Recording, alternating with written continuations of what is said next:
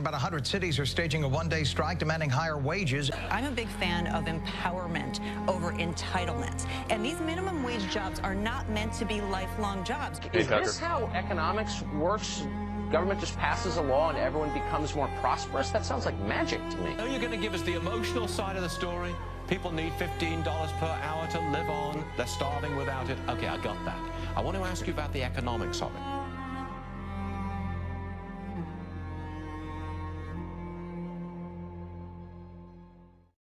Hello, my name is Kristen Dincher.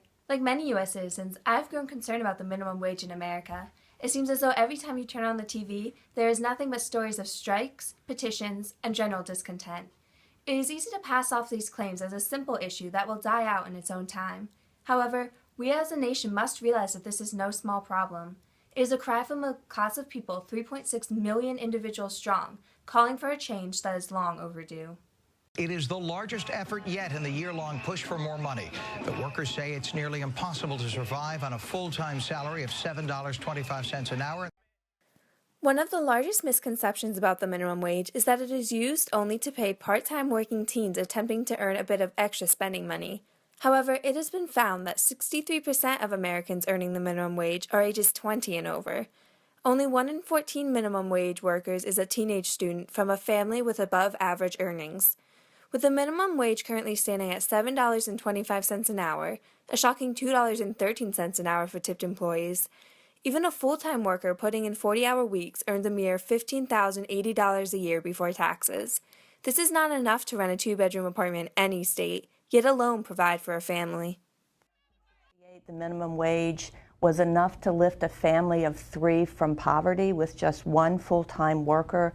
Today, that same family is 30% below the poverty line because the value of the minimum wage has just declined so much because Congress has failed to consistently increase it. It hasn't kept up with inflation. It hasn't kept up with wage growth.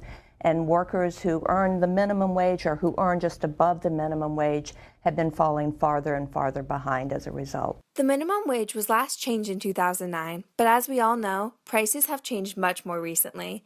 Income inequality continues to grow, with the richest 20% of working families taking home 47% of all income and earning 10 times that of low-income working families. Poverty is the new American norm. Poverty ought to be abnormal in the richest nation in the world. It ought to be abnormal, but it's the new normal. It is estimated that a minimum wage increase would mean about $25 billion more for GDP, 100,000 more jobs, and 28 million Americans would get a raise.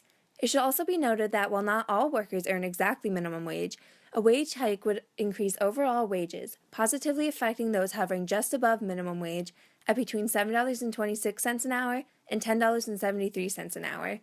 If the minimum wage was raised, it would increase wages for 30 million Americans, 10% of the country.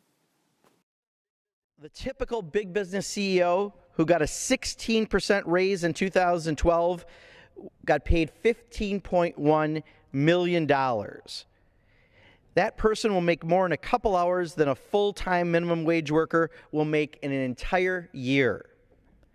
Now, making $15,000 a year working full-time is simply not enough to get by in the United States.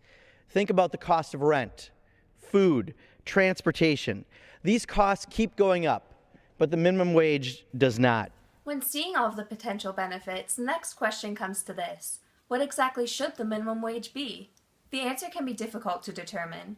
One idea is that the minimum wage should reflect increased worker productivity, as Elizabeth Warren highlights. If we started in 1960 and we said that as productivity goes up, that is, as workers are producing more, then the minimum wage is going to go up the same. And if that were the case, the minimum wage today would be about $22 an hour.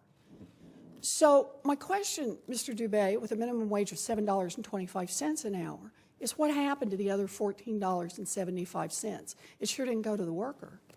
Another view, for those who made $22 an hour minimum wage is hard to swallow, is that the minimum wage should simply adjust itself for inflation in order to maintain a more reasonable living wage.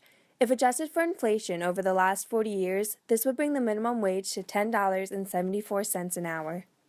There are some that respond to a possible minimum wage hike as a dangerous path, claiming that it will lead to outrageous demands for increased pay in the future. For me personally, 15, 20 bucks. Why not 50? If it really worked, why not raise it to $35 or $40 an hour? If it's all that good, why stop at 15? Let's go to $100 an hour. And why stop at $15? Why not raise the minimum wage to $100,000? And then,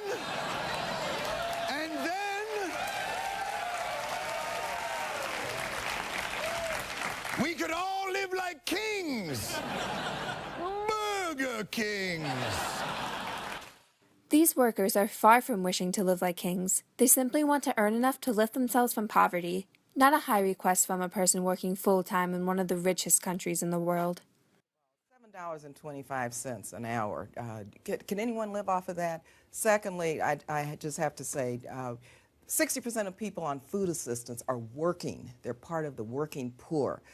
We need a living wage based on regional differences. And yes, we need to raise the minimum wage to $10, but we need a living wage where people can live and take care of their families and live the American dream.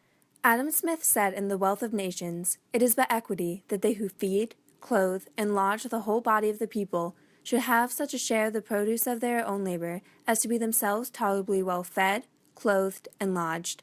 As a society, we should no longer tolerate businesses abusing those who work for them. The time has come to take a stand. Whose side are you on?"